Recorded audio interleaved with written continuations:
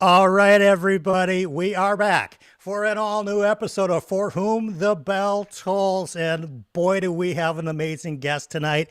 Before I introduce her, I have to say thank you to everybody who is watching with us live. You guys are the life of the party here, so feel free to join us in the chat.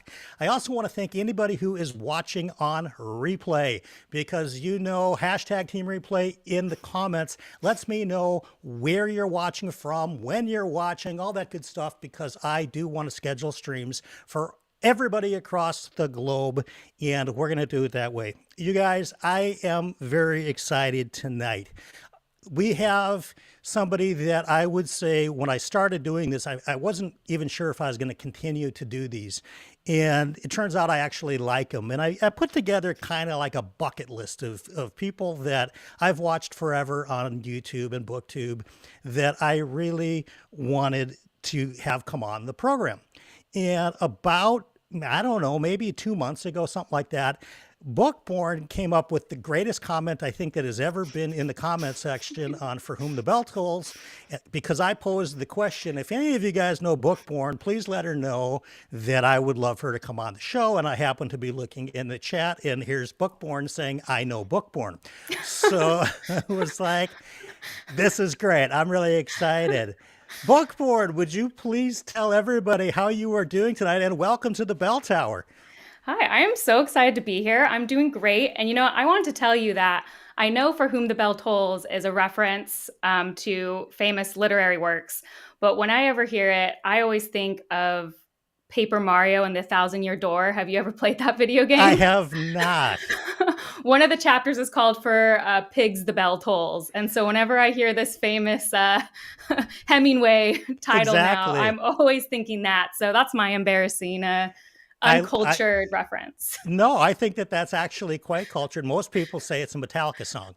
Oh, So, I've had that. And then, of course, Philip chimes in with, well, actually, it is from a poem back in ye old English. I'm going to read some of the chat real quick, and we're going to welcome you guys in, and then we're going to get to the questions because, as you looking guys Philip. know, I've prepared quite a bit for the amazing Bookborn. I want to thank Andrew Size for becoming a celebrity member of the channel. I think you did that just as we were coming on, or maybe a little beforehand. Darko is here, says, evening, folks, here to see Bookborn hopefully gush over Harry Potter. We might talk about that. I am Shot is playing Hogwarts Legacy right now. Oh So my God. You know what, folks? We may just forget all these questions and discuss Hogwarts Legacy for an hour and a half and call it because, yeah, that's one of my all time favorite games. At least that's come out in the last 5 years. So Ryan is here. Hello, Ryan. And Tyson says, hi, everybody. Matt Keene is here saying, hi. Dalicio, one of my favorite names. And I don't even know if I'm pronouncing that right, but that's just how I'm going to do it. Hiya, Brian and Bookborn. Have a good stream. We shall. Usman is here from Bards and Books. Sam Sargent. Hello, everyone. Christopher Navo, one of my all-time buds. Greetings, Brian and Bookboard. Hi, chat. Benjamin, hi. Nice to have you here. My favorite man in orange, Tom Orange himself, is here. Hello. She was only Evie says Mario is greater than Hemingway's. Anyways, thanks, I'm Evie. not going to disagree. Although the guy above you, Tom Orange, I think is going to heavily disagree with you, as we're talking about one of his favorites. The Doctor, speak of the devil, is in the Philip here. house. Hello, beautiful people. Hello, beautiful Dr. Fantasy. K Fox, hello. Gosh, we have a lot of people already here. I should have known. I mean, they're not here for me, that's for sure. See, yeah, Yes, we are. Metallica, Jason Stacy, hello. Glad to see you survived the 20-degree weather. I hope you did too, Jason. And yeah, this just became a gaming stream, exactly. John Thomas says the reference I always think of as Meditations by John Donne. It wasn't a poem. It's noiped, a thread. I don't know what that means, but okay. Hello to Derry, one of the greatest. Jared Henderson, the man with the gray check mark, is in the house tonight. Another one of Alan's nemesis. All right, love it.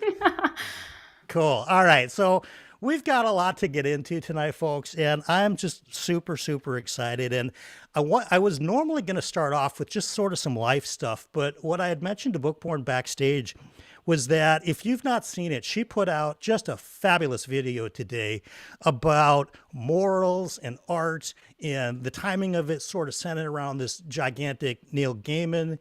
It's not really a controversy so much as it is apparently a reveal of, of what has come out. And, I wanted to touch on this for a moment before we get into the main topics tonight, because I was going to do a video speaking on Neil Gaiman specifically. And after watching your video, I'm really glad I didn't, because you did it 100 times better than I would have, because you really drilled in for me exactly what we're talking about here. Not one person, but just the overall idolization of, of the artists behind them, and, what happens when they don't either live up to what we consider morals or what most of society in this particular case would consider morals, right? This isn't that big of a subjective one in his case.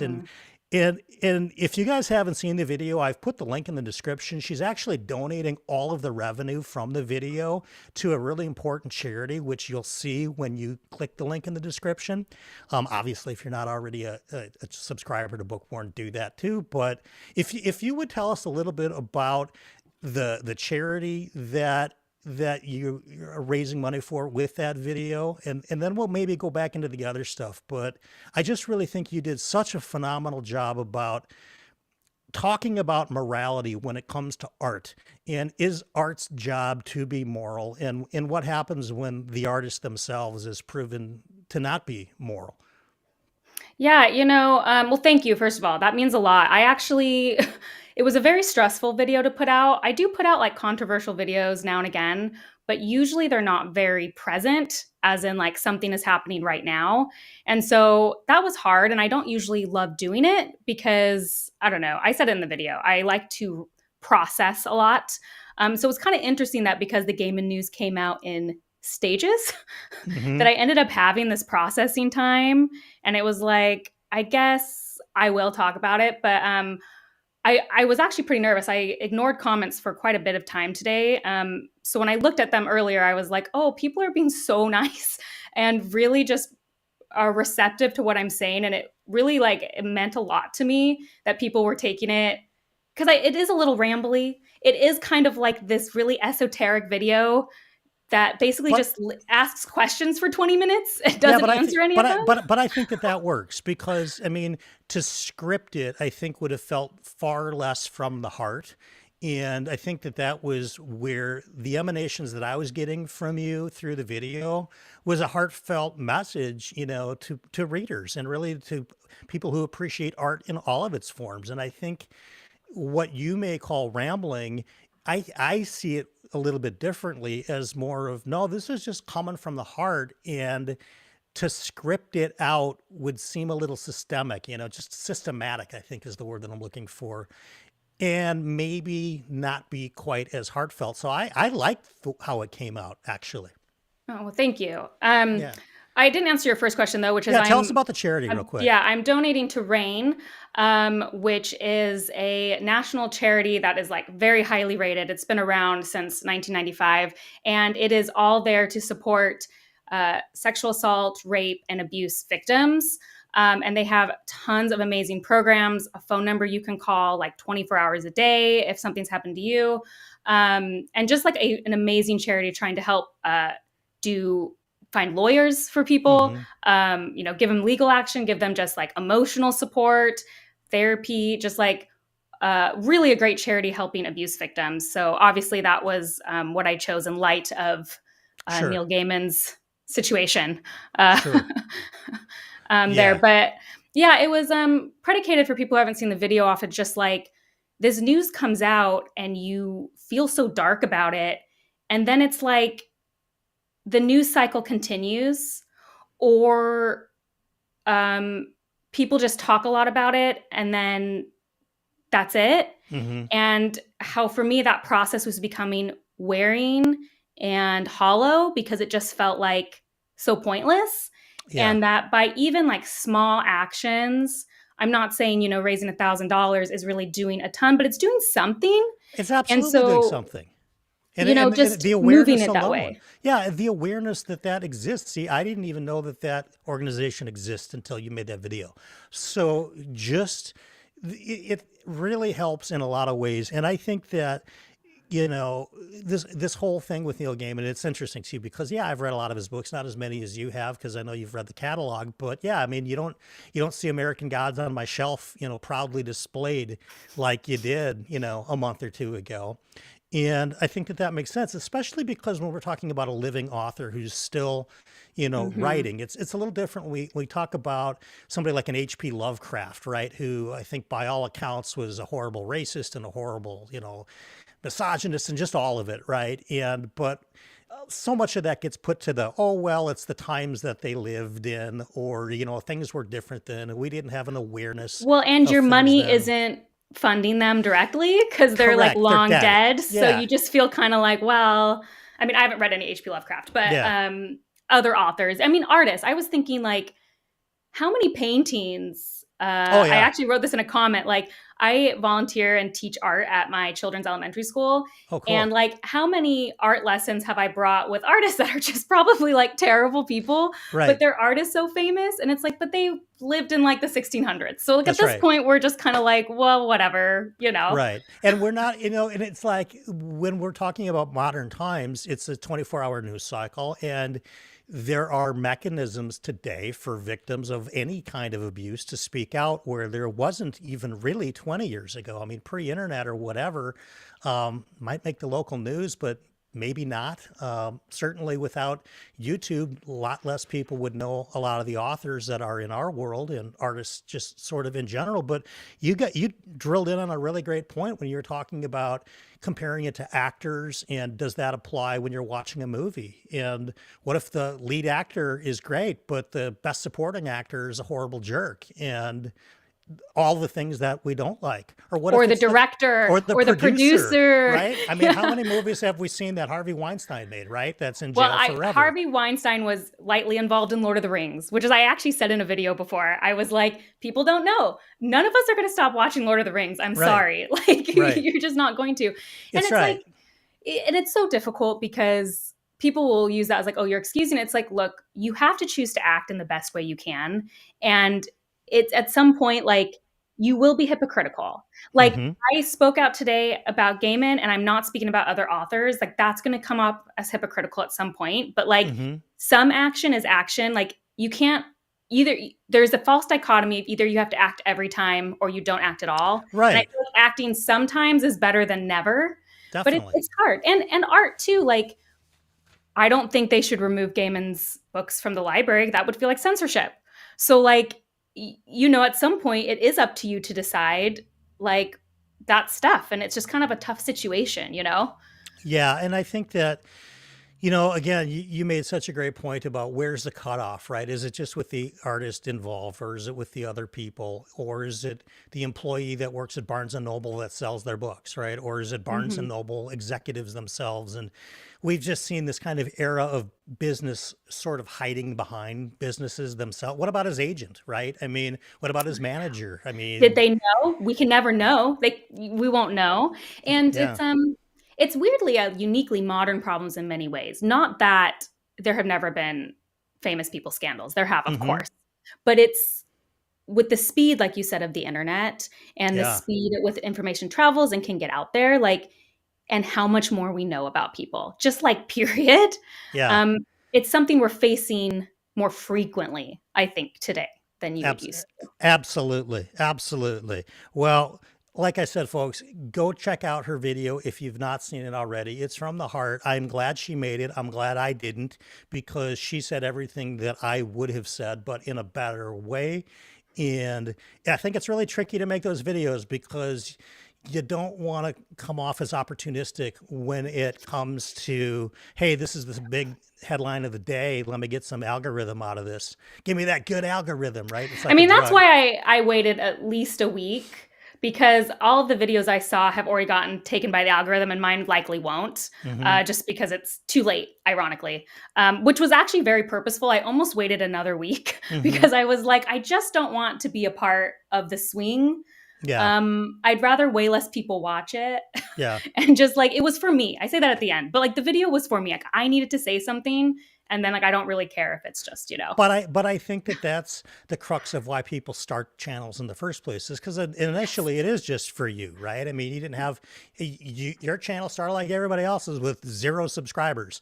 So the day you put up a first video, it really kind of just was for you. But we're Yep. gonna get into book two. We're gonna get into a Bookborn's reading. But first, we got to learn a little bit more about Bookborn herself, because you only get so much from watching a video, and Lord knows I've watched a ton of Bookborn videos over the last 2 days, and I do Sorry. this. No, it's good stuff. I'll tell you one thing. It's it really does inform who I invite on the show, because I know for me to prepare the way that I'd like to, I watch a lot of people's videos, and it's like, man, if I can't watch their videos like a lot, in close quarter, to the time that this comes on, I don't know that I want to have them on. So here's where we're going to start. We're going to start pretty young, and I would like to know what child Bookborn was like. How would you describe child Bookborn? What was she like? Was she a good student? Mhm. Was she extroverted? Was she introverted? Brian, do you think I was a good student? What's your guess on an over under on that? If I had to guess, I think you're like my cousin Lisa, who was a straight A student. Yeah, yeah. I was a straight A student. And like my favorite story to tell people of how serious it was is that when I was a junior in high school, my dad took me on a drive and said, we would be happy if you got B's and had more fun. Like Hmm. my parents were telling me, like my mom would come and be like, instead of going to school today, you should skip. Like my mom would try to convince me to skip school and like we'll go out to lunch and we'll go shopping. And you don't like, and it'll be like my parents were worried I was going to give myself an ulcer by the time I was 30, and it was all self-motivated. Yeah. So yeah, Kid Bookborn was very intense. I don't think anyone's surprised by that. No, I was talking to my sister Student. earlier, and I said, I think I got to read on my guest tonight in terms of like just their general sensibility growing up. I said, I think it's like our cousin Lisa, because very wickedly smart, hugely organized. She went out and got a PhD, which I don't even think she uses anymore, but just highly driven for academic Just like success. me. I don't At use a, my master's degree. I didn't get a PhD, but I did get a master's degree and I don't use it. So what's your master's in? my master's is in geotechnical engineering. Okay, so if you are a technical engineer and you have a master's degree, yeah, you're doing well in math, and like I I love said, math. Math was my yeah, favorite subject as a kid. was it? Oh my gosh, did Yeah, they I did they really have accelerated programs when you were growing up? Yeah, like I was in like a couple years or whatever ahead in Hmm. math. I did some like AP stuff, but like my Yeah, parents limited me. They wouldn't let me take more than 2 AP classes at a time. My parents were like very concerned about how intense I was as a kid, which sure. is just such a funny story to tell people. Um, I I love was it. curious. I was a curious kid too. My parents always told me curiosity killed the cat because I asked too many questions. I Why? loved to Why read. is Why, this? why, Why is this? why? Yeah. I love to read as a kid, even. I've been a reader my whole life. Loved video games. I don't know what else about Bookborn. That's Kid me. Bookborn is just awesome. I mean, like I said, I think Not that really. Kid Bookborn was no, nerdy.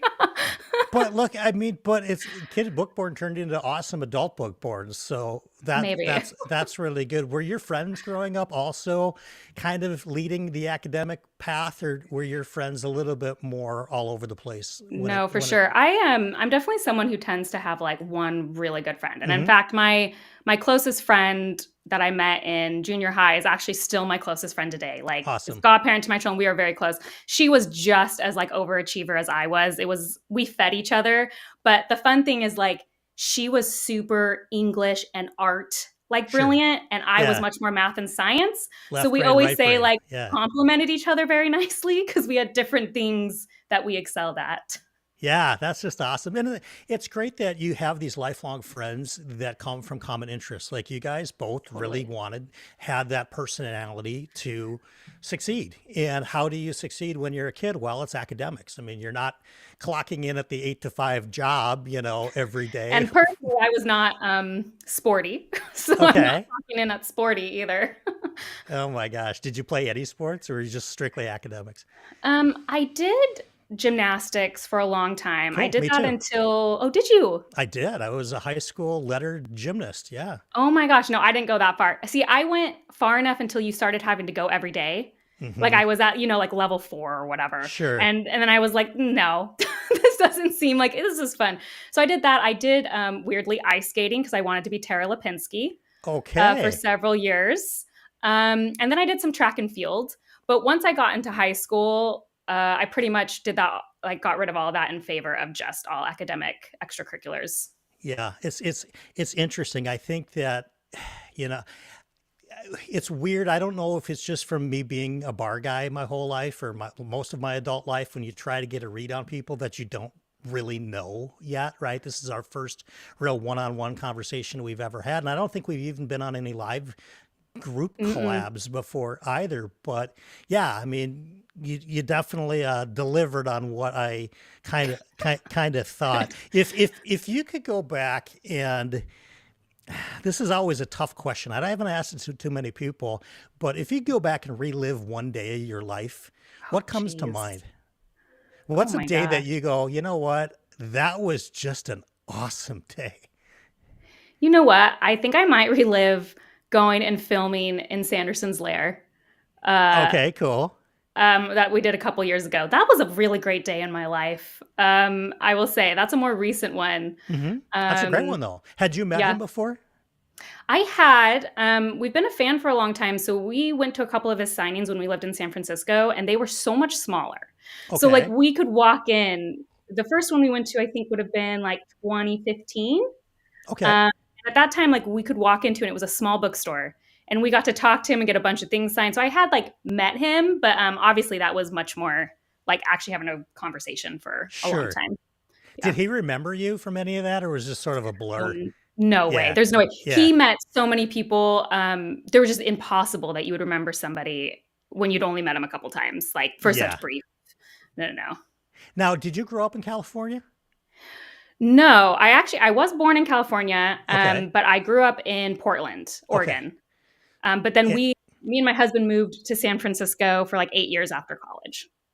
Gotcha. But you're still back in the Pacific Northwest Yeah, West now now, we're in aren't you? Yeah. Seattle. Yeah, so I That's always what say I I'm thought. I'm a permanent West Coaster. I got Seattle, Portland, and San Yeah. Francisco. You've done them all. I love Seattle. I mean, we were messaging on Discord about, how ridiculous 30 below wind Oh chill it my was here gosh. over the weekend. And you're talking about mild climates. And I was just like, I love Seattle, but oh my God, the cost of living there is just bonkers high on a Yeah, so lot of stuff.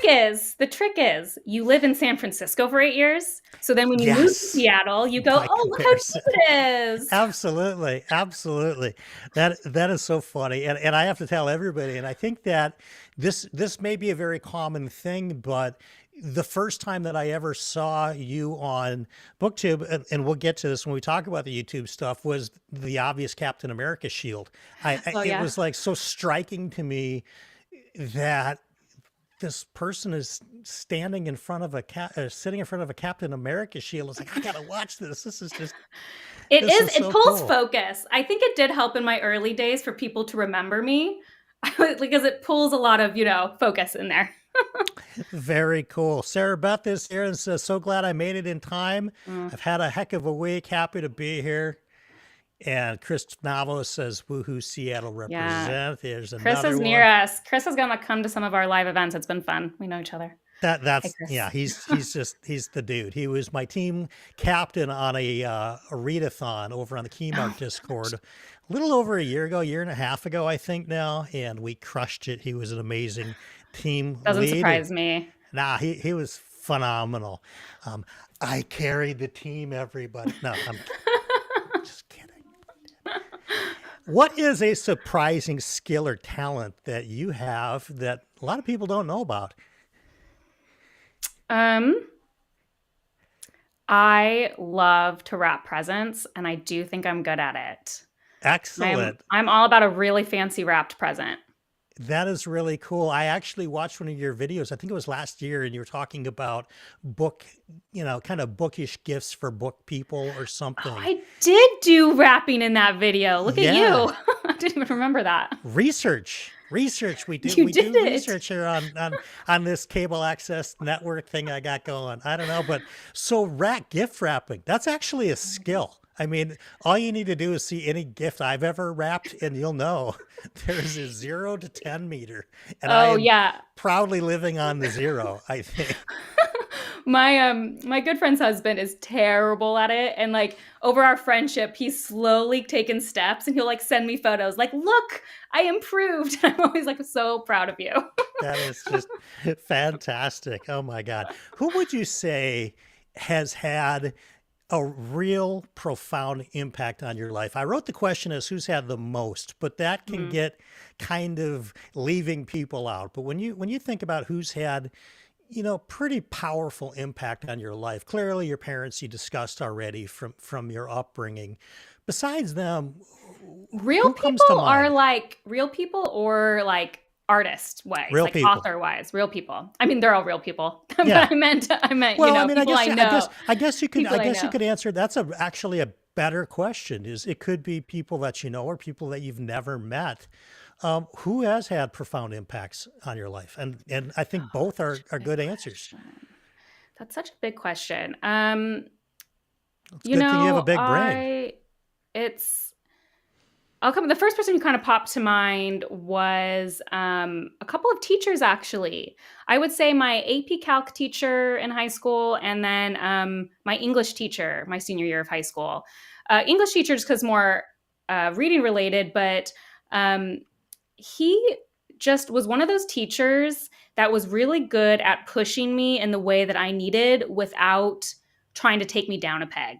Because there were teachers I had in high school that they see a straight A student and their goal is to break you. And I Sure. had them. Yeah. And it's really tough. And he instead did such a good thing of challenging my notions and what I wanted, but also in a way that was trying to improve me. And I actually think one of the best pieces of writing I ever did was for that teacher Very cool. because of what he did. And some of those books were really influential that he had us read for me. And I think it was the way he presented and discussed them. So I think that was a good one. He was, and I wrote him a letter like years later about that. So he does know. That Like a you decade later, I was like, by that the he had, way, like I found him on Facebook and just wrote him a little message. But that's awesome. yeah, I bet you teachers probably live for those types of, later on down the line, hey, I was thinking about you, because I think that that's why people probably, at least initially, get into teaching is they want to make an impact on somebody. And then to find out years have gone by and that student is still grateful for the time that they invested into that student. I would think that that was probably a win-win situation for the both of you, for you to both write that person and for him to receive it. The AP I hope Calc, so. what do you think about Oh, that guy? Tell me about you how know, he was an impact. he just really believed in his students. He made AP Calc so fun. I mean, I already liked math, but he just had such a great, fun environment. And he was just like, everyone in this classroom is going to get a 5 on their AP test. And I believe absolutely every one of you is going to do it. And he meant it. He was like, you're all going to do it. And he was just like a really great, fun person. Like everyone loved him. And sometimes you just need that presence when you're in a hard class and you're taking a bunch of stuff and you're a senior and you're tired and you still want A's. It was just, he Sure, was just a great person. Yeah. sure. Just, Did that when you're surrounded with AP math students, did that bring out even more of a competitive edge to your side academically? you know, by the time we were in those classes, we were pretty Yeah. much all friends. Okay, cool. So I would say it didn't feel that way at That's all. awesome. Yeah, I think we all knew each other. I had a pretty small high school. Like our graduating class was, I mean, not tiny, but it was like 200 kids or something, It's not tiny, but it's 220. not huge. I think I graduated with 850. Oh my gosh. Yeah, no. So like 220, like Yeah. by 4 years, you generally know Sure, the you've been in. people you're having classes with. Like at that Yeah. point, it's not Yeah, huge. especially if you're in, the accelerated learning types of stuff like an AP class. I have to quickly say hello to my brother from the South. I am going over edits with Jacob, but I got on this, so Hi, what are we John. talking about? Yeah, you guys got to hang out at Dragonsteel Nexus. Good. It was so fun. And he was telling me about how he was lying on the ground in line because his back couldn't take it anymore. Look, it is rough. It is rough. I was taking Tylenol Oh, on that third day of you con. you were nuts. We're going to talk about that because I got that lined up. Philip Chase says I can Oh, confirm that it's the no. best thing in the world to hear from a student years later. So, and hey, Mac, I see that you're here too, and I apologize for the people that I'm not getting to in the chats, but Bookborn is giving us some really excellent feedback and replies for sure. If you weren't creating, booktube content, and I know you've got, a family that you're taking care of, what do you think you'd be doing instead creatively for you? Because I think that you're able to use YouTube in a way to express your creativity a lot. What would I be doing creatively? I don't know what I would be doing creatively, to be honest. This is the thing, you know? Hmm. Um, because like, oof, I don't know, maybe sewing more since I sew all of our family costumes every year. Do you Maybe I really? would, yeah, I make our What's your, Halloween costumes every year. what's your favorite one you ever sewed? My favorite one I ever did. Oh gosh, that's tough. Probably one of our Pokemon ones that when my son was really obsessed. My husband and I were Team Rocket. My Okay. daughter was Meowth, and my son was Blastoise. And that's like when I bought a heat gun to do like the cosplay foam. Like it's every year I buy something new.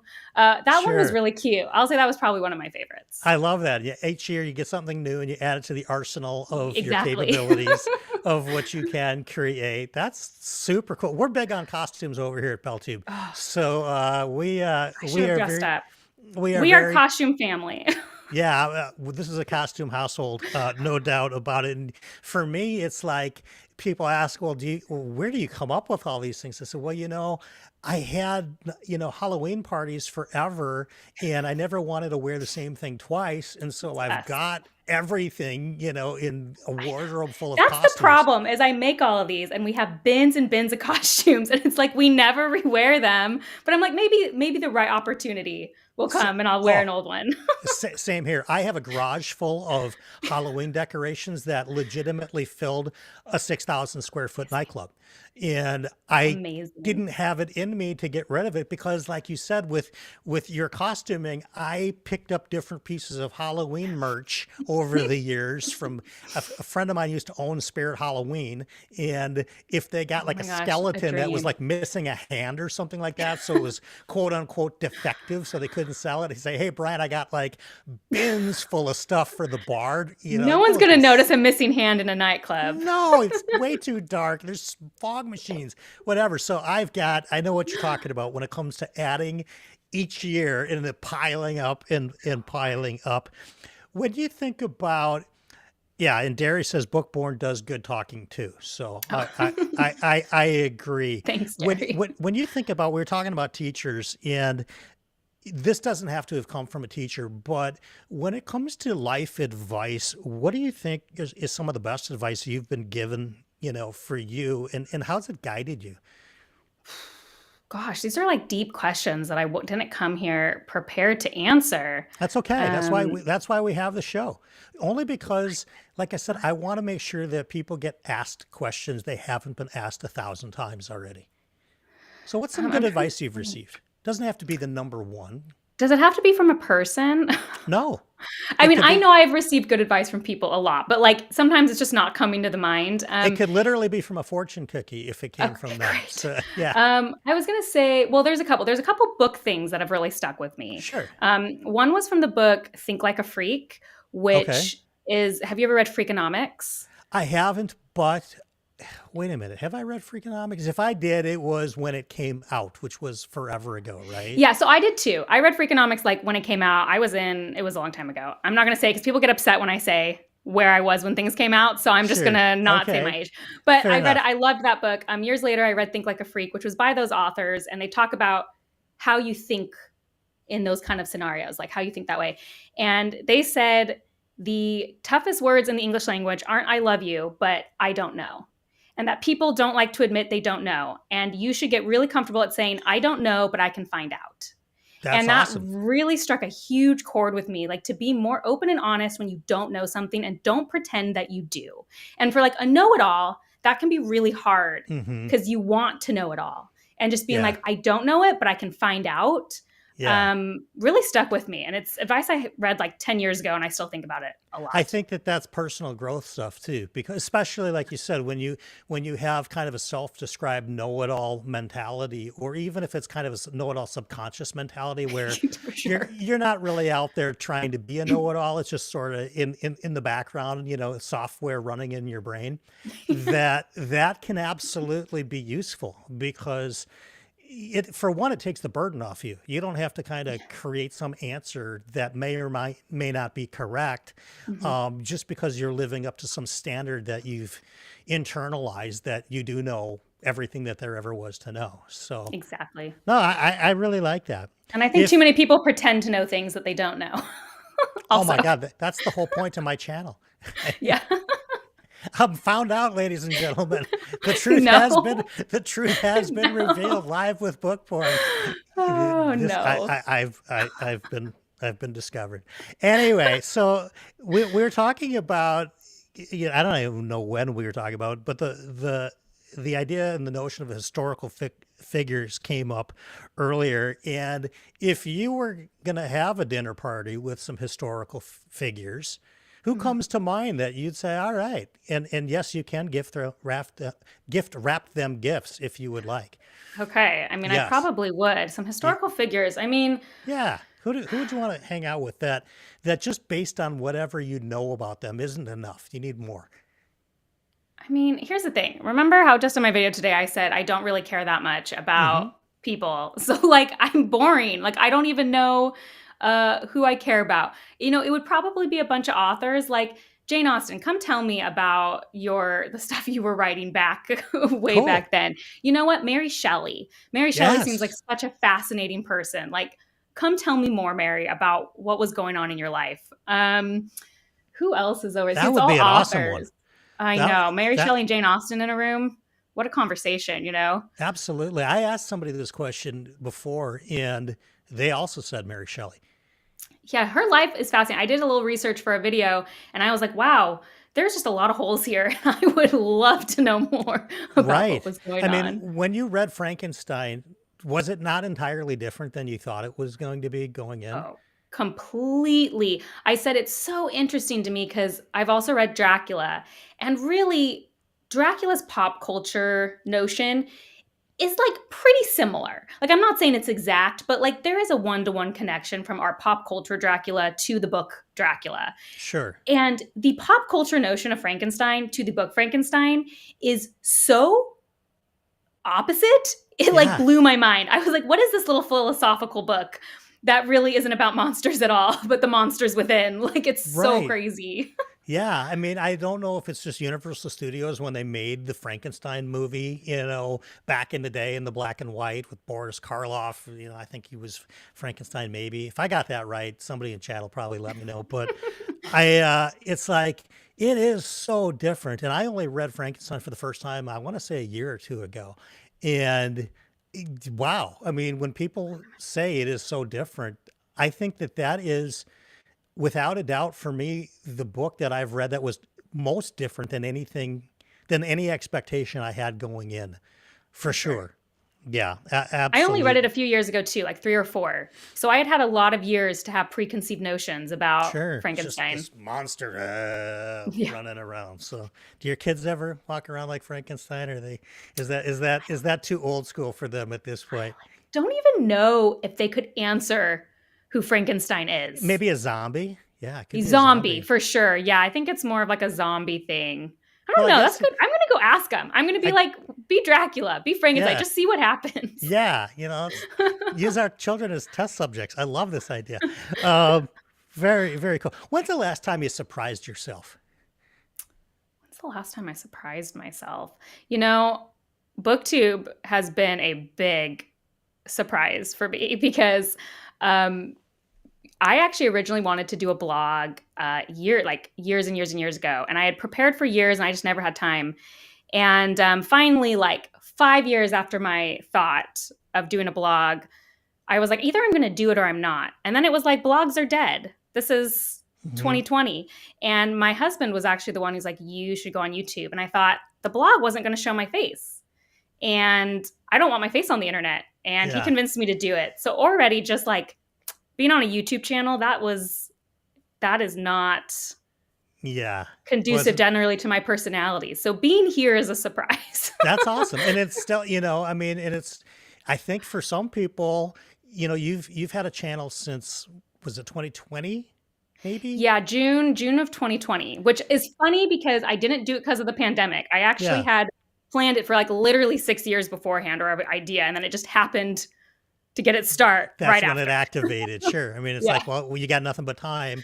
Yeah. You're kind of housebound, so now's as good a time as any if you're going to do it. Was he a booktube watcher before that Lightly, to have that idea? he only knew like the big ones. Like he was trying to convince me and he showed me like a video of Murphy. Sure. He was like, "See, this girl does it Yeah. and, like you could be like this." Yeah. So I wouldn't say he was like a regular watcher, but he definitely seen like Daniel Green and Murphy Napier. I mean, Sure. I didn't even know those names. Like I had never Yeah. seen a booktube video in my life when I started. That's awesome. That is, I mean, that probably would never happen again, just because BookTube is pretty prolific at this point all over YouTube. And if you're a reader and you look up any books, you're going to be It's grown a exposed, lot. to BookTube channels. So I think that, yeah, it's pretty rare that you're going to find anybody today to start a BookTube channel that hasn't seen some level of Probably booktube at not. this much. You mentioned when you were a kid that you were an early reader, and as was I. Mm. Is there a book that you can remember that just made you fall in love with reading? I mean, I can think of picture books. Really? You have a Yeah, good I memory. can. Yeah, well, you must. I mean, Like Cloudy with a Chance of Meatballs is, I think, one of the first books I remember being read to as a kid that was like, yes, this is it. This is the book. Um, and After that, I mean, I think classically, even though it was when I was older, so I was already a big reader by then, but I mean, Harry Potter. yeah, Harry Potter was my first obsession. Like, I had loved to read so many books before, and that was the one that was like consumed me. yeah. So I mean, that's unfortunately just not a very interesting answer, but it's a truthful No, answer. I mean, I think for a lot of people that are right around about your, similar age bracket, they're going to have that answer because, I mean, let's face it, Harry Potter was a generational, once in a lifetime phenomenon. And, it's kind of gone around BookTube that, there'll never be another midnight, release again at a Barnes and Noble for a book like there Nope, was a nope. Harry Winds Potter. of Winter. Winds of Winter. Not only that, but there was one last week with this Onyx, whatever it's called, with Rebecca Yaros's Oh, Romanticy. They had midnight. is that Fourth Wing? That's Fourth Wing, yeah. Oh, So oh they my had gosh. midnight. They had midnight at Barnes and Noble I'm for so that one. jealous. Yeah, I'm I so didn't. jealous. That's so fun. Yeah, to I'm be like, able to that's so do that. happy for them. I went to so many of those midnight book releases. Yeah, Such good memories for me. I really need to experience that once more in my life. yeah. I think it'll happen. I think But so. yeah, Yeah, Harry I Potter was really unique because I am the Harry Potter generation in that for a majority of the later books, I was Harry's age when they came out. that's awesome. And so that is a unique experience since there's not a lot of series that grow with their Right. audience. Right. Same here. I mean, I was in high school when Harry well, no. I was gonna Lies. just like, yeah, I'm writing for it, sure. Lies. You guys, I have ties older than Bookborn. Come on. Um, but I love Harry Potter just as much. Now, is it any crazy guess of mine to say that you surely must be sorted into Ravenclaw? Is that correct? I am a Ravenclaw. Good job, Brian. And you know what? My favorite story to tell about that is when I was a kid and I read Harry Potter, all of my friends were all about the Gryffindor life. And I said, there's no way I'd be in Gryffindor. I was like a 10-year-old being like, absolutely not. I would be Yeah. in Ravenclaw. These people do not have my thing. So I've been a proud Ravenclaw for decades. That's just what I'm happy to hear. Now, please tell me that you are playing a Ravenclaw in Hogwarts Legacy. Of course. Like, what other option? You I really could have never. you have to be true to yourself, which is why I'm a Slytherin in the Hogwarts Legacy game. You know what? Slytherin is my what I call sub house. Like I There you used to go. not know that, but as an adult, it's like very clearly. And that's interesting because I would say for me, if there's a sub house or a secondary house for me, it would be Ravenclaw. I think Um, they're related in some ways, but you know what? I'm my BFF in Hogwarts Legacy right now is Sebastian, so I'm like honoring my Slytherin side. You know what I mean? I'm very glad you have got to keep me posted on that on your gaming experience with that because I loved the story and I loved the fact that that game is set for anybody who doesn't know, I don't know, 100 or so years in the past. Yes, such a good And idea. so we get flavors of characters that will come later, but for the most part, it's a brand new cast. But Hogwarts remains the same. And Yes. all the little mysteries and intricacies of that castle, you could spend dozens of hours Oh, without ever leaving the castle. I started that game, so I needed something after I finished Tears of the Kingdom. Did you play Okay. Tears of the Kingdom? I did not. I've been Okay. buried in Baldur's Gate 3 for a year. Okay. So Tears of the Kingdom was a game that took me like 2 years. Like I am a completionist. I spent like over 200 hours on Tears of the Kingdom. I freaking love that game. Such an amazing Excellent. game. And so I was like, okay, now that the like thing has passed with Hogwarts Legacy, I can play it in peace. Because sometimes I don't like to play a game when everyone's talking about it. It like Hmm. stresses me out. So I played that game for like 2 nights and I told my husband, I was like, this is bad. I could literally spend 24 hours playing this game. I Yeah. feel like I am at Hogwarts and I'm not Yeah. even doing anything. I'm Just like there. level 25 and I don't Yeah. think I've done more than like 5 main story quests. I like Yeah. literally just wander the castle for It's hours. the greatest. I mean, what's the spell that you use to discover things? Revelio. Revelio. I Revelio. Revelioed everywhere. Revelio. When I was playing that game for the first time, I remember being in a mall and I've been playing this game for hours on end, and I'm walking around the mall going Revelio, and people are like, "What the hell is this guy on?" I'm reveloing the gap. So yeah, It's but so wow. fun. What a great let's go we'll go back to the books, but yeah, Hogwarts Sorry. Legacy, folks. If you haven't played that game, big recommends from Bookborn and myself. Are there Now this is an interesting question, and I'm going to answer this one first and I've never answered this before. Are there any books you wish you never read? And I'm going to say there aren't for me because even the really bad ones, I'm glad I read them so I know what I dislike. What about you? You know, I do feel that way. I People are always like, "Oh, because I don't DNF anything." Me Because neither. yeah, It's not it's in our just nature. Yeah. it's an experience for me. It's like, yeah, I hated it, but okay, now I know. I know for sure. And yeah, I feel the same way. I really can't say I regret. I think I do have a least favorite book of all time, What is your least favorite book of all time? which is The Circle by Dave Eggers. I do not know Um, what that book is about. a movie came out of it. This must have been in like 2017, maybe. Um, and it had Emma Watson in it. This is tying Oh, into wow. Hogwarts Legacy here. And I was like, oh, I love Emma Watson because of Hermione. Like, who doesn't? Yeah. And so I was like, I should go see it. And my dad and sister had seen it. And they're like, this movie is the most terrible movie I've ever seen. And I was like, oh, well, it's based on the book. I'm sure the book will be good. And the book was literally awful. It's just So as bad. if there Oh was my any book God. I regretted, that would be the one. I like that answer. I accept that answer. If there's any book I ever would regret, and I don't regret it because something has to be the worst book I've ever read, and it is Exactly. clearly The Magicians by Lev Grossman, as I believe Pete had just mentioned earlier. Yes. If you guys are new to the channel and I do a tier list, the bottom tier is always The Magicians, and nothing ever goes in that tier except for The Magicians. It's that bad. So, like, You literally, know what? I have yeah. never read it because of the way people describe it. I immediately knew I wouldn't like it. So I feel like you and I would be on the same page. Well, for one, I think you'd hate it because the main character is an apathetic student, and that would not resonate with you at all. I mean, I read a He's lot of characters that aren't like me that I like, you No, but know? I mean, he's brilliant, but he's just too cool for school. He doesn't care about school. They don't get him. Blah blah blah Well, so blah. I He's did just watch like 2 episodes of The Magicians a long yeah time ago, yeah and I didn't make it through the show. And then people kept describing it as an edgy Harry Potter, and like, I'm not yeah edgy. I don't like edgy yeah things. So I yeah. didn't think that And appealed to me. As lousy as I thought the TV show was, it is a million times better than the book. Like I actually watched the entire first season of The Mm, Magicians, and I didn't like it, but I didn't hate it.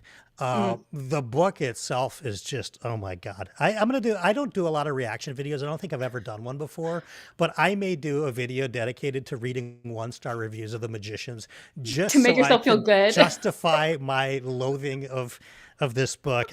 I don't know.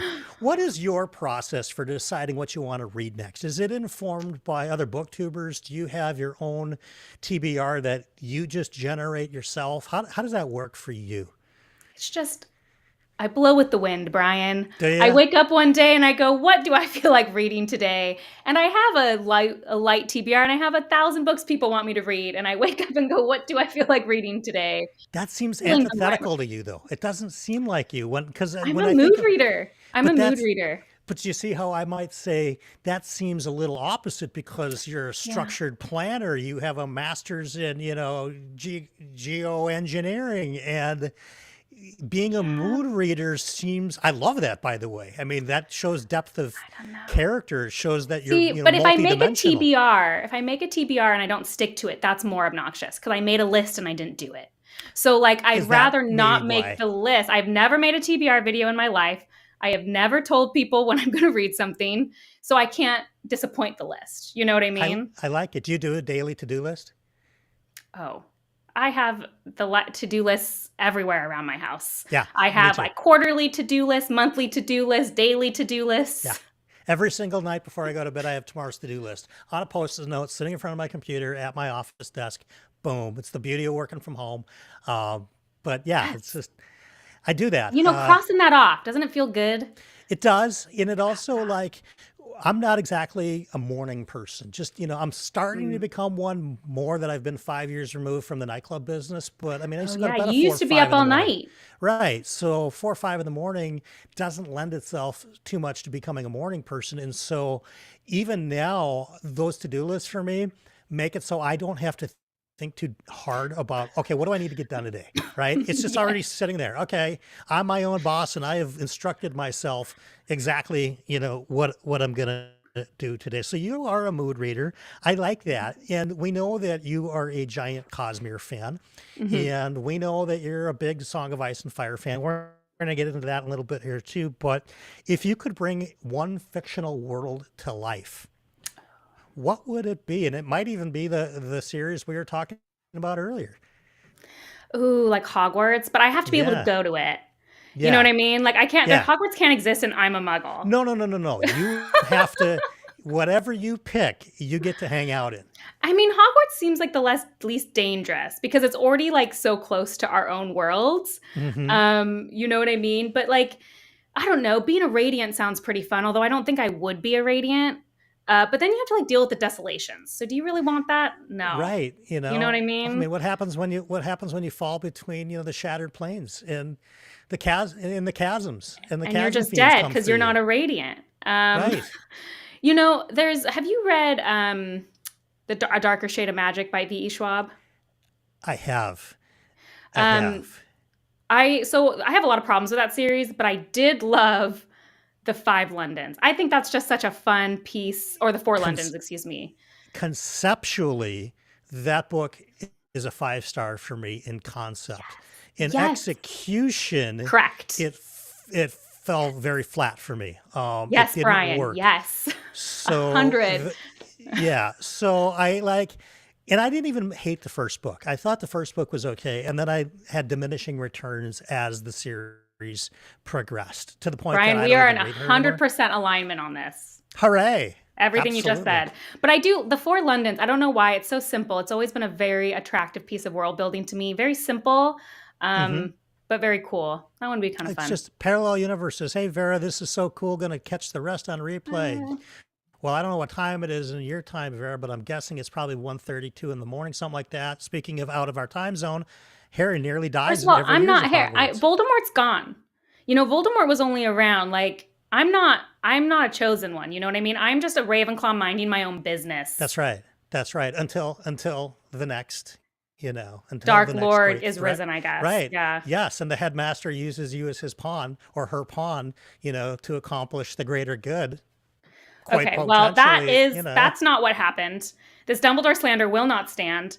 Absolutely not. People misread I, his character, but that's fine. We can move on. I'll forgive it. actually, no, I don't think that either, but Oh, good. Whew. I love to give people grief on that because it's an obvious thing that is not obvious. And Dumbledore's always got a trick up his sleeve for the worst case scenario, no matter what. He was never going to, put him in total danger.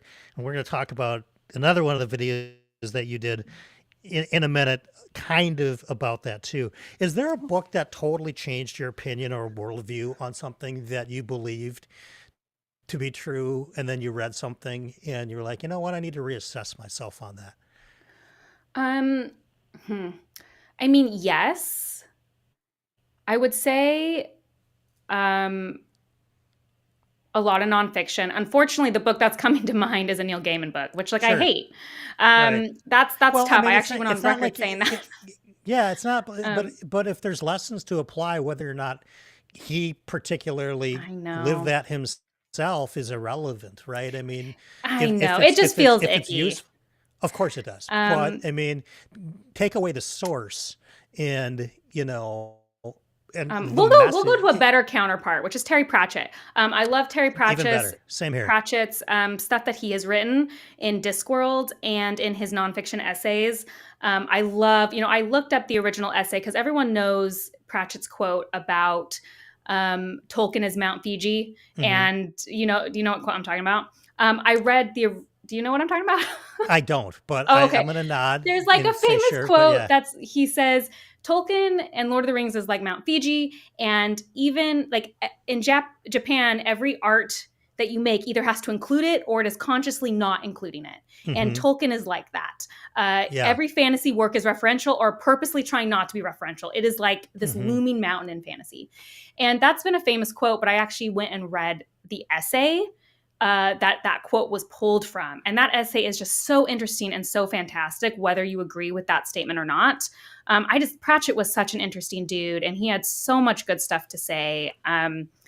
He really changed a lot of stuff. And I've read some nonfiction. Anxious Generation this year was a huge one that changed my mind about some parenting stuff. What other nonfiction have I read that's changed? I don't know, probably a lot. Those are the ones that come to mind immediately. But a lot, I mean, Interesting. I think it all changed me. Yeah. Do you know what I mean? Yeah. You were I a mean, young reader, you said, right? absolutely very young. Yeah. What were you reading when you were young? Like what genres? Fantasy for the most part. Okay. That's where I got. I mean, I had checked out a book in like fifth grade, like every week, and you had to return it a week. And I kept checking the same book out over and over and over and over again. It's called The Big Joke Game, and it was just an easy reading book. But this is a portal fantasy book, Mm. and I loved it. It is just fantastic. But from there, I went to Piers Anthony, and you talk about another guy who is, got some dubious history, possibly, but at the Mm. time, and you read these books, and yeah, they're a little kind of creepy, misogynistic, a little bit, but at the time I was 12, 13, 14 years old. It didn't occur to me that Of course not. to even be looking for that. But yeah, you'll have to send me that link to that Terry Pratchett essay because I would Yeah. read it for sure. I am just finished the third book, Feet of Clay, in the City Watch arc. Mm. Loved it. Not quite as much as I loved Men at Arms, but loved it nonetheless. And I I'm haven't going to read start those Kingdom. two because I'm doing publication order for Discworld. Oh, of course you are. Oh my God. See, now we're back to the Bookborn that we know and love, right? Of course she's doing publication order. I have DNF'd one book in my life, and I've DNF'd it twice, and it was The Color of Magic. And there were 12 years between readings. One of them was I years and love years, Color of decades Magic. ago. The slander, everyone slanders Color of Magic, and I read Color of Magic and was like, Pratchett, you are a genius. I get what you're doing, and I'm sorry that no one loves Color of Magic the way I do. Yeah, I have got to tell you, I just was checked out of that. And it was so weird too, because this is before BookTube. This is before, I mean, I read Color Magic probably, definitely before YouTube existed. And so there was nobody to say, hey, by the way, there's different arcs of Discworld. Mm, There are, interconnected stories, but that you don't have to start with, because it makes sense, right? You wouldn't start with Harry Potter book 5, right? You're going to start right. at the beginning and move through. And so that's what I thought with Discworld.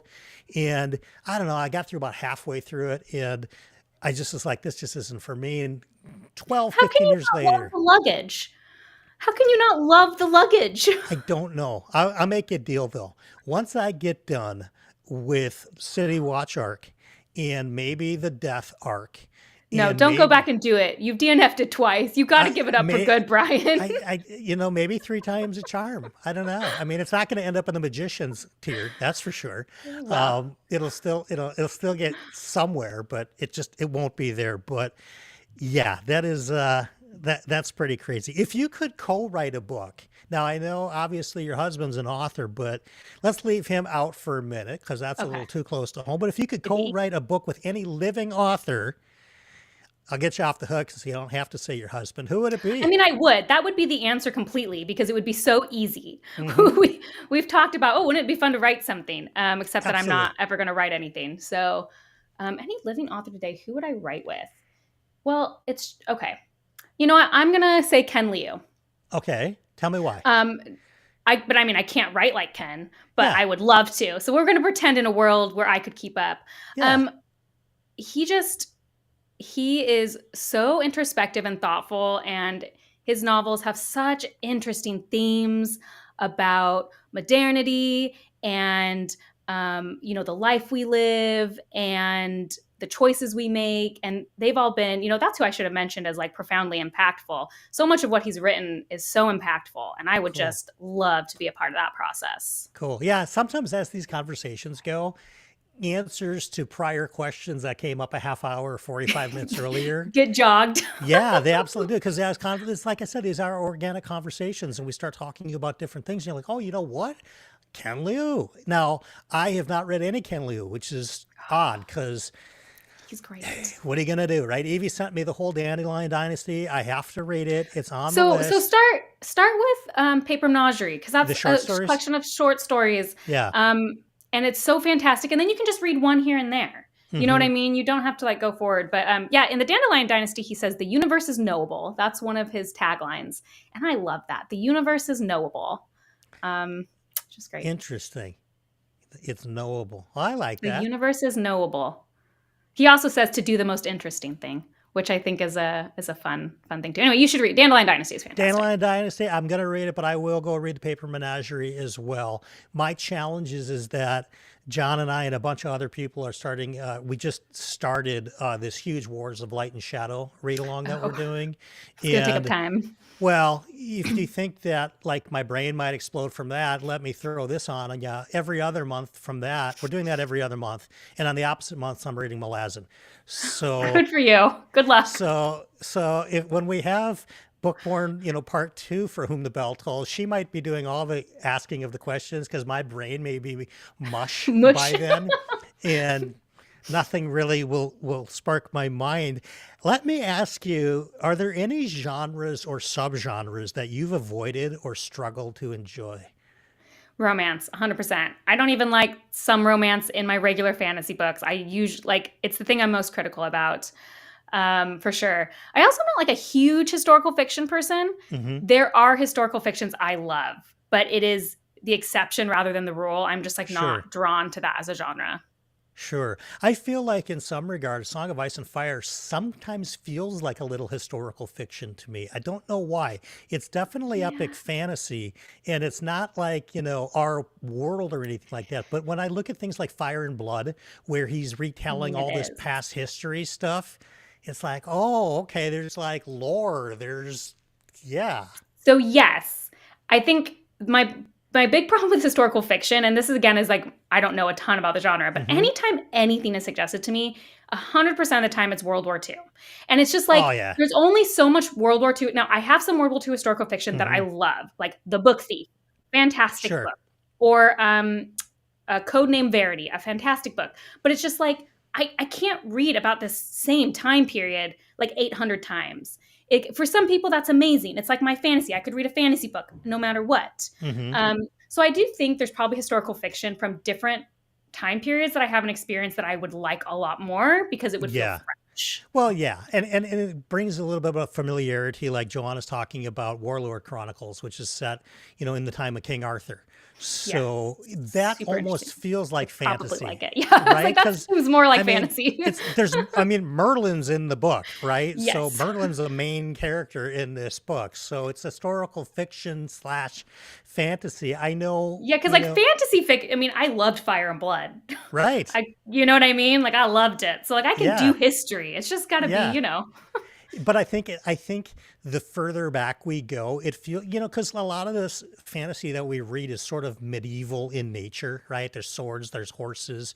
We know how to forge a sword. We've gotten to that point, in the timeline of whatever fantasy universe that we're in. And so, yeah, I think World War II takes us out of that fantasy element, but something like Warlord would not.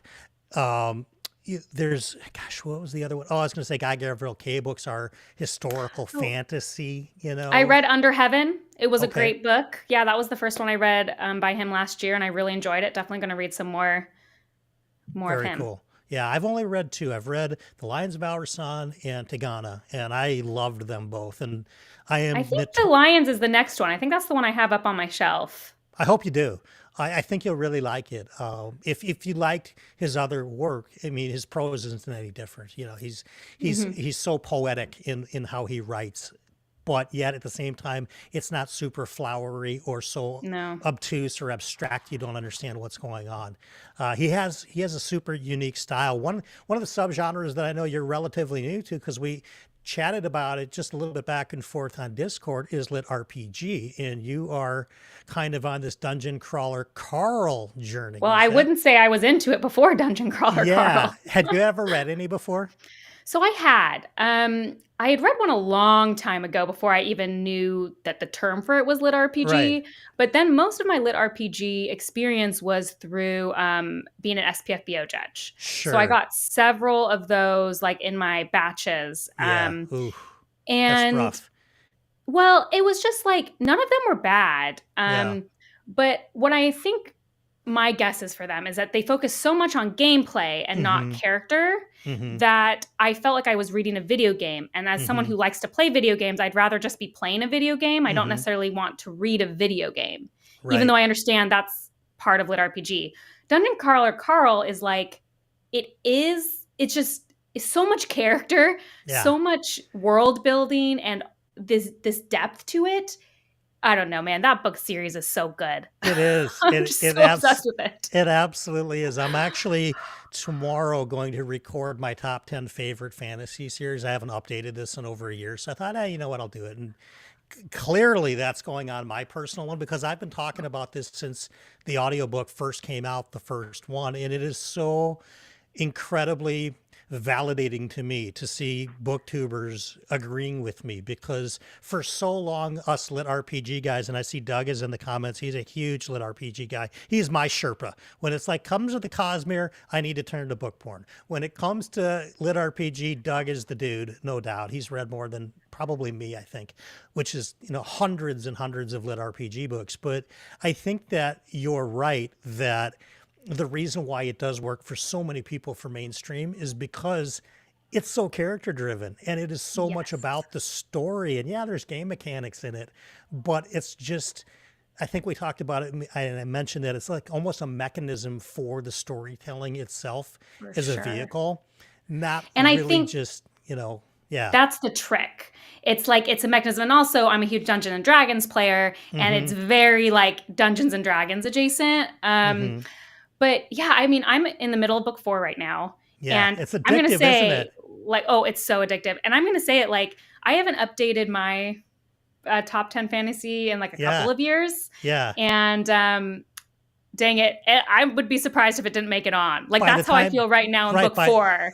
by the time you get current, right, it's like, and John just read the second one and loved it, and he didn't think he'd like it at all. Now John can't do audiobooks, so he's not getting the full Okay, experience the but way see, that I I think hate you are. audiobooks. I Right. read maybe like a couple audiobooks a year, and I'm Yeah. telling you, I'm addicted to these Yeah. audiobooks. How good is Jeff Hayes? He is it blows my mind. He's the GOAT. I mean, I had Jonathan McLean on the show, and Jonathan is a Hollywood actor. He was on Mad Men. He'd had his own show. He's a screenwriter. He's a novelist. He's done a lot of things. He's also narrated over 250 audiobooks. And he tells me, Brian, the only one that I really hate is Jeff Hayes because he's so good. He's like, nobody else can do what he can do. He can do every accent, male, female, doesn't matter. Any animal, doesn't matter.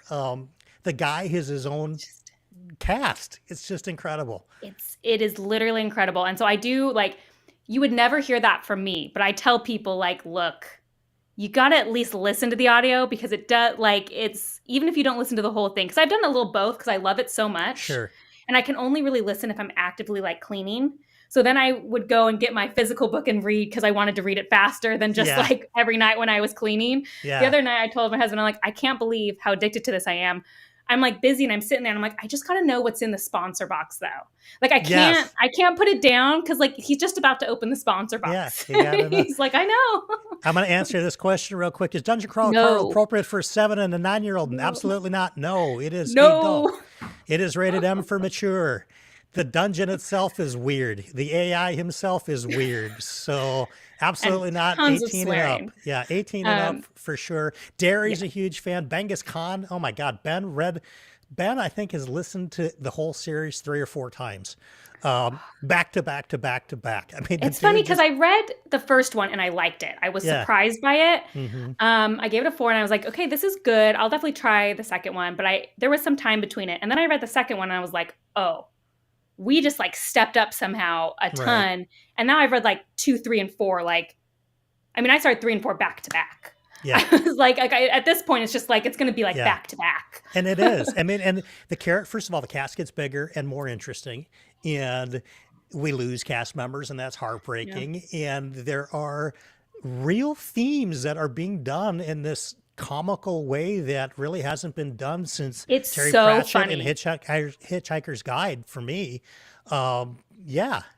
Matt Dinniman is so funny. I'm like, I literally have laughed out loud. And then at the same time, it's like a very serious thing at this, like, right. It's so funny.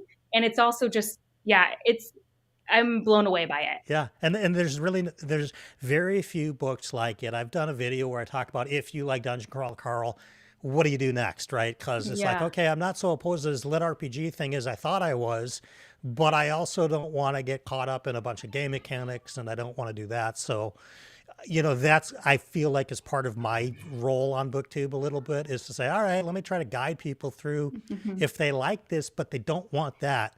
Where do they go? I'll be interested because I know Mike is going to be reading Dungeon Crawler Carl, and he's been putting it off for years. So, and he's not going to be doing the audiobook. He's going to be reading it, but I think he's going to like it. So I get it because, my husband, a couple years ago maybe was like, look, if you really want to know what lit RPG is about, you should read Dungeon Crawler Carl.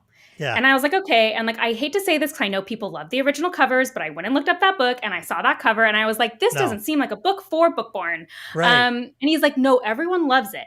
And then he read it and he was like, he read them so quick. He read like all 7 I guess the 7 just came out, but he read them so quick and he's like, dude, this is so good.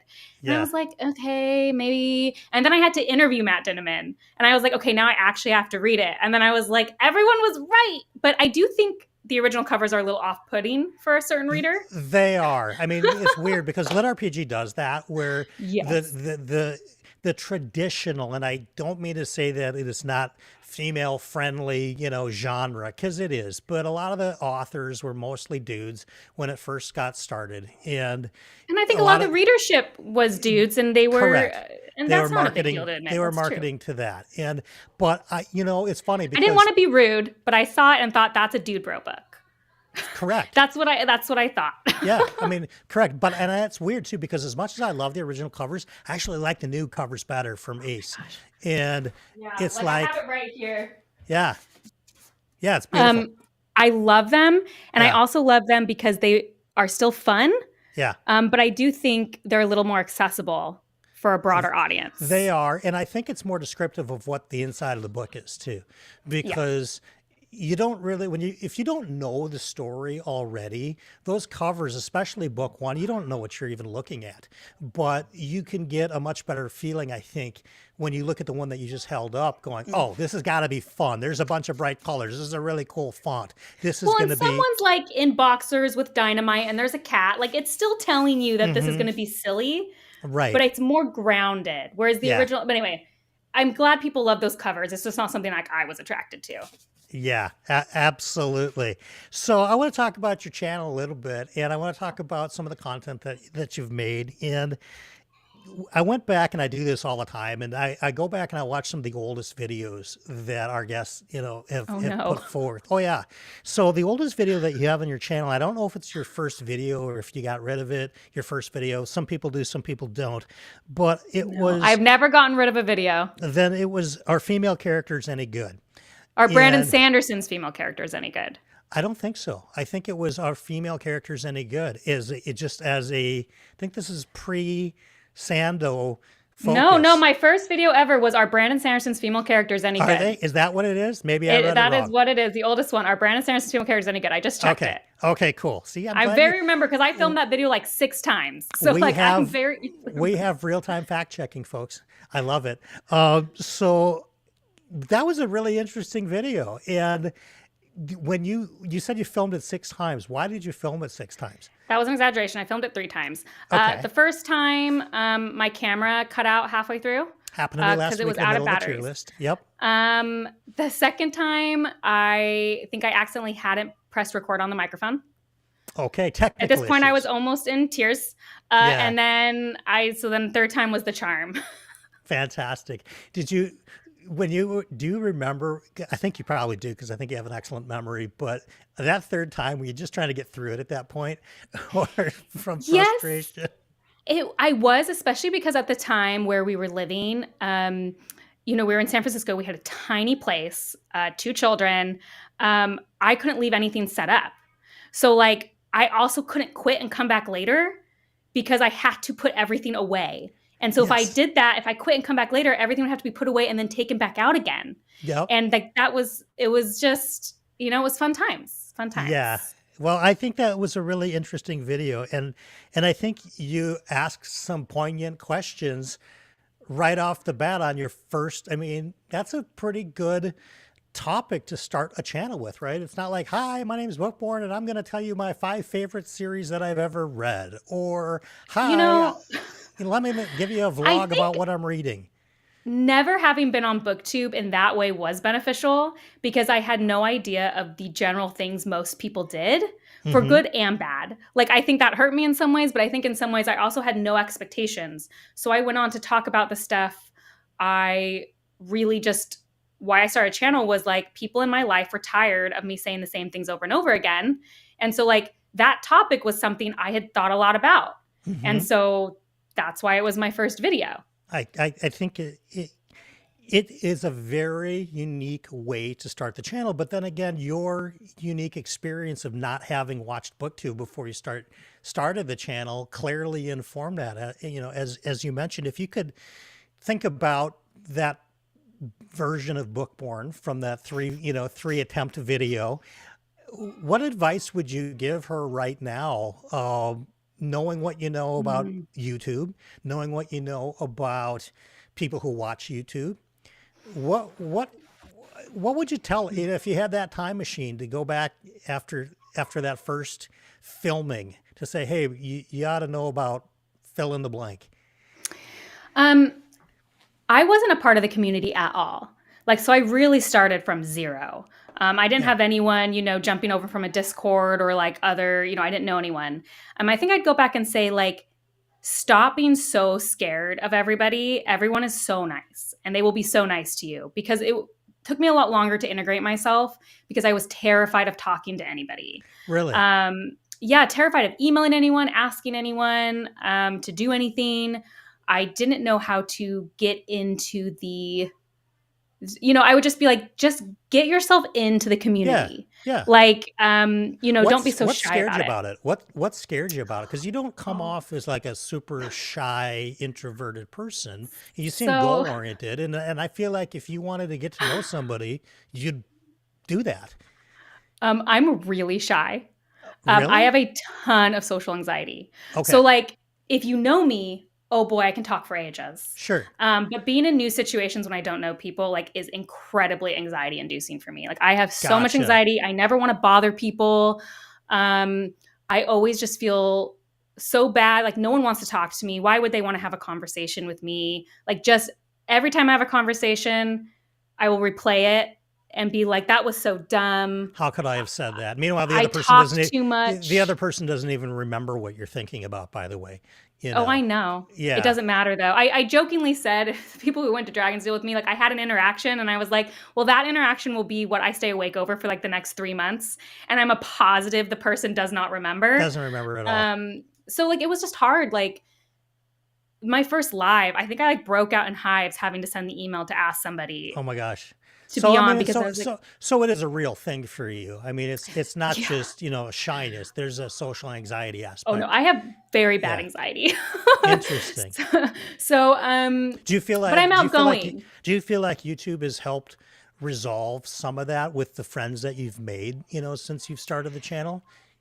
It's Knowing forced that me it's to be possible? brave. Yeah, Like, it knowing that it's forced possible. me. Yeah.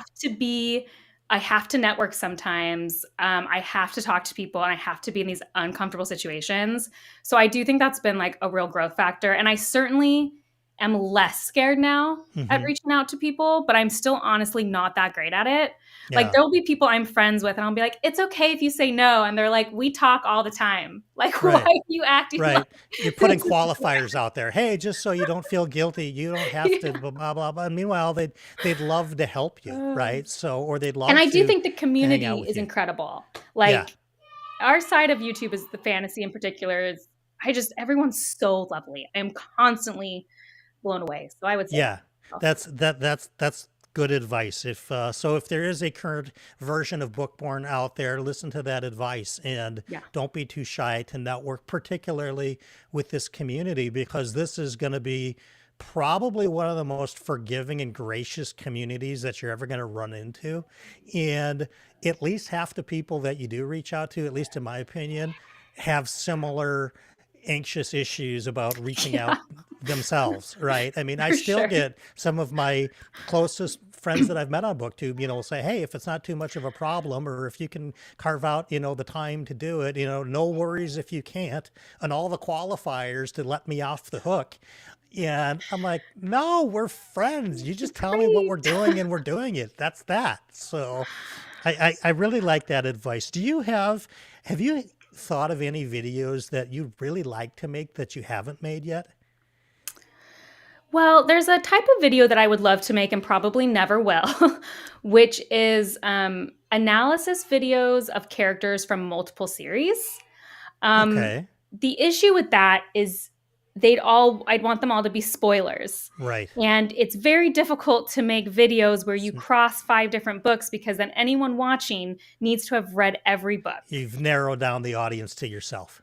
to nothing. Yeah. And I'm not like generally like not every video has to like perform well, Mm-hmm. but those videos take a long time Mm-hmm. and they won't grow my channel kind of thing. And YouTube sometimes punishes you if you have videos that Yeah. tank. Yeah, Um, that's absolutely valid, and I wanted to bring that up because one of the best videos I've ever seen on BookTube, period, had nothing to do with books, and it was your gamification video.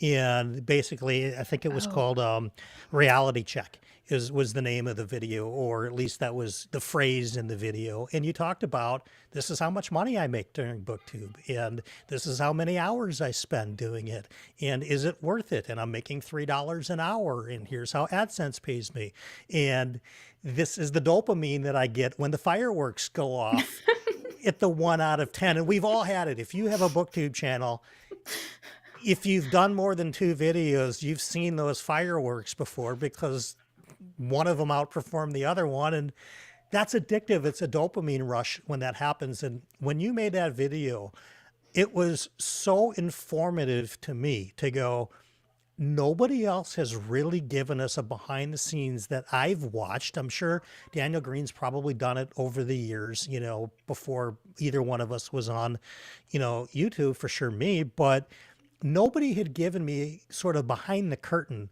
of what was going on. And you just made a really great point where you can put a ton of effort into a video, and if it doesn't do well, you can be okay with that. The problem is that what happens with your next video and the video after that and the video after that? Are you still going to be punished for your passion project? And so, yeah, I can. Yeah, so I can absolutely see how you go, well, I would love to cross compare a bunch of series, but is that going to dwindle my audience down so low that my next 3 videos are going to get no exposure at all that maybe I want to put time into as well? Or if I do it in a non-spoilery way, is there going to be any analysis that's worth talking about? Yeah. So that's kind of the thing. I think that would be the dream in a lot of ways, is the one thing that I probably won't really do much of. Well, I mean, I think that I don't know, as I read more and as I see other creators, I also get ideas to do things that are almost, they're not copies and they're not derivative, but they springboard into an idea. Or I'll see somebody do something and I'll go, I would like to do something, but do it this way or that way, a little bit different. So I wouldn't be surprised if something, comes up for the next year for you that you end up creating a video that you go, you know what? I've never made one of these before, Oh, I'm sure. but I kind of wanted, I mean, like the video that came out today. Yeah, that was very a departure. Right. Entire departure. Now, granted, not a great topic that you wanted to get into, not something you're, passionate about that you want to share with the world, more that you just wanted to get off your chest and bring some light on an important issue. Not even the specific issue, but the overall issue of the moral in art. But yeah, I would not be surprised if you find other things that you do that way. You did another video I loved. It was, our magic system's all a system, and there's something of that nature. And yeah, I'm tired of the term magic system. yeah, I think everybody is. I think you're probably speaking for most people at this point, where when it was fresh and novel, and it was really coming from Brandon Sanderson himself, sort of around about when Mistborn was coming out, it was kind of fresh and cool. But I think, yeah, Harry Potter, as you mentioned, we don't know how Dumbledore does what he does. We're not given a spell book at the back of the book with every available spell. I mean, Brandon Sanderson's example he uses in his original essay of the soft magic is Harry Potter. He's like, this breaks all the rules I just laid out for magic, and it still works. I think like a lot of people who use the terminology haven't even read the original essay, which is fantastic, by the way. I really highly recommend it. It's on Brandon's website. Very cool. Sanderson's Laws of Magic. Highly recommend it. It's a great little essay. Yeah, and he just started up his course again at BYU. So if anybody is an aspiring author, wants to watch his lectures on fantasy and sci-fi writing, it is available. I've watched 2 full years of those courses during the pandemic. Oh, wow. Yeah, I've seen a few of them, but not all of them. I watched them back to back because there was a. Are you an aspiring writer, Brian? Did I forget this about you? No, not particularly. Although I think it's interesting. After being a SPIFBO sub-judge, I know I can write a book now, because it's not a diss on any of the books. I know it came off that way, but I know that it's not beyond me to write a book, where before I started BookTube, I thought it would be. I don't think it is at this point. It's just time consuming. And my style would be kind of what I am. So, you're not going to get, the Philip Chase level of language out of me ever, or prose. But I don't know, maybe it was clearly of interest at the time that I watched it. I mean, I took notes. I pulled a Bookborn. I pulled out my spiral notebook and I was taking You're notes. a note taker, clearly, from all the For Whom the Bell Tolls. I was taking notes. I wanted to know this stuff, but those are fight words, Brian. Yeah. You're funny, Ryan. But yeah, so the magic system stuff I thought was just an excellent video as well. I mean, I think all of your content is excellent because you put effort into it. And I think that for me, if somebody asked me to describe your channel, I would say this is somebody who works at their channel. And if not for the behind the curtain reveal of how many hours you put into a video, I don't think people would have any idea. They know that you put hours in because it's all there in the video, right? I mean, you can't off the cuff. Your 20 to 30-minute video is not off the top of your head. I mean, it is No. well documented, well researched, thought through. Do you, when you're making notes, do you cut stuff out, or I want to rearrange things or put them in a certain order of Yes. organization? I mean, I script all my videos. I use script because it's the only word to use. I do not read anything when I'm actually going, but I do write stuff out completely because usually in that process, I'm like, this thought is better up here. And then I can cut and kind of paste. And then I often take out like huge chunks, being like, now I'm off topic. Like this in the final video, this isn't good. And then even after I record, like the Neil Gaiman video, that was 40 minutes unedited. Yeah. And I ended up being like, this isn't clear. This is repetitive. Yeah. This is like, this isn't necessary for the point I'm trying to make. And I cut a lot out and put it on the editing room floor. Speaking of people who complain about my editing time or editing time in general, one who does not do it, Brian read my book and said, dude, I can so do this. It is true. I have read John and Amy and Jacob's book, and it is fantastic, you guys.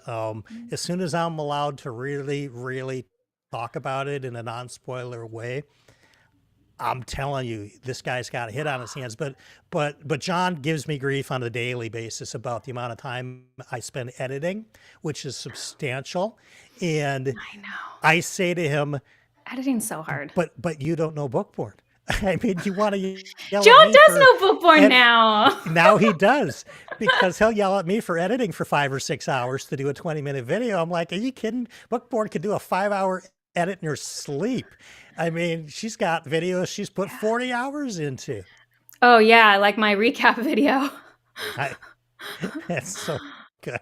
It's so good. Well, you guys, we've been going an hour and a half, and I promised Bookborn we were going to stick to about a 90-minute deal, and I think that that's best for the audience too, because it does give us the opportunity to invite Bookborn back for volume 2, part 2, as they say in Paris. I think all the You've got to make it worth it. So you guys got to watch the video so that he'll invite me back. Do you know what I mean? That's right. We're all about the algorithm here, you guys. Just give me some of that good algorithm. That's all I need. Oh my God, it's so not true. But so you're fantastic. You're everything that I hope nice. that we get in a guest. And one thing that we do at the end of every episode on Bell 2 is I usually provide a one for the road. It's just kind of a thought to kind of leave us thinking by. And on For Whom the Bell Tolls, it's great because I don't have to do that, and I ask our guests to do that. So after we do that, I'll tell you who's coming up next time on For Whom the Bell Tolls. But for right now, Bookborn, would you give us a one for the road? Yeah, I'm going to give you guys a one for the road. Have you ever read Crucial Conversations? I was just thinking about this today. I have not. Okay. I read that a few years ago, and for some reason this was on my mind. It's kind of related to the videos today, but in Crucial Conversations, they tell you if you're ever having an important conversation that you care a lot about, to always remember what your desired outcome is. Because knowing what you want the outcome of the conversation to be might change how you present that conversation. And it talked a lot about arguments. Like if your goal is to win the argument, or if your goal to get X, Y, and Z. Because if your goal is to get X, Y, and Z, you're probably not going to yell at somebody. And you're going to argue in a different way to persuade them for what you want.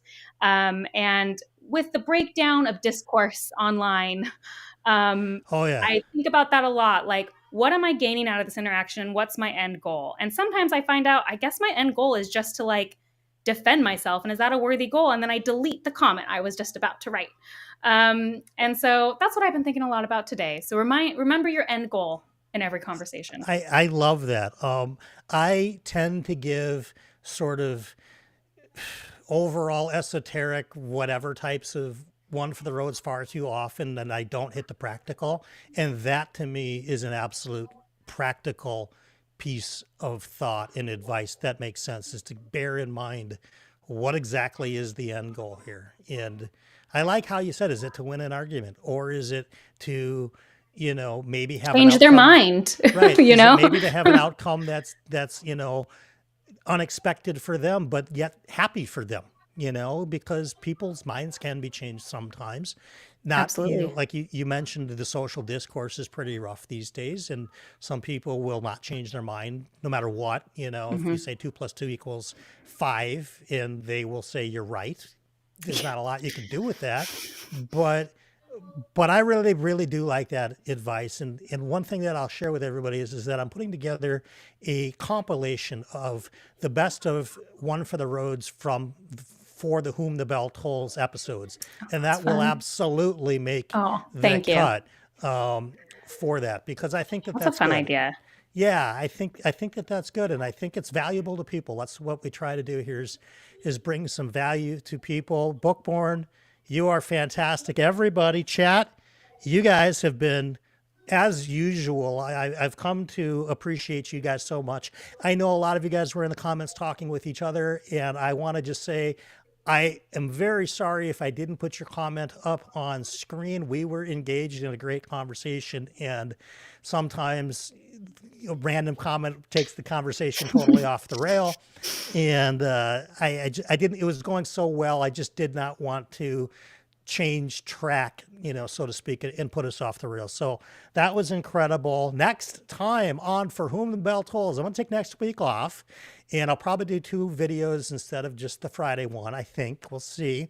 But 2 weeks from tonight at 7 p.m. Eastern, 6 p.m. Central, 4 p.m. Pacific, we are going to welcome in another one of my favorite booktubers, somebody that I learned something, much like I do when I watch Bookborn, on all of her videos.